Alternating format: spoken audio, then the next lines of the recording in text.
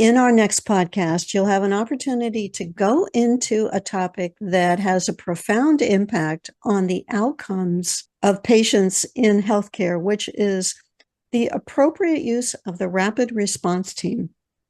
My guest is a person with a lot of direct firsthand experience as a clinical nurse and as a member of a rapid response team in a large teaching hospital.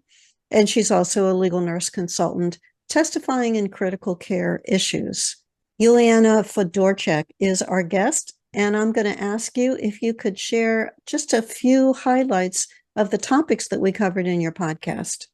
We discussed the rapid response team and the composition of the rapid response team. We discussed what would trigger a nurse to call a rapid response team, as well as the controversy behind allowing family members to call rapid response teams. We discussed prevention as it relates to rapid response team and being ahead of the game and finding that patient in the beginning of the issue. And we also discussed some liability issues that our providers face when it comes to resuscitation events and rapid response teams.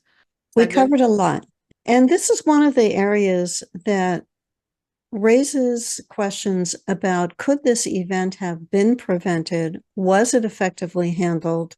Plaintiff attorneys get these cases and turn to legal nurse consultants for help in analyzing the events leading up to this emergency. So it's likely, if you're working on nursing malpractice or medical malpractice cases, that you will get cases and have gotten cases involving the appropriate reaction to an emergency situation. Be sure to catch the podcast on rapid response teams coming up next on Legal Nurse Podcast. I'll see you there.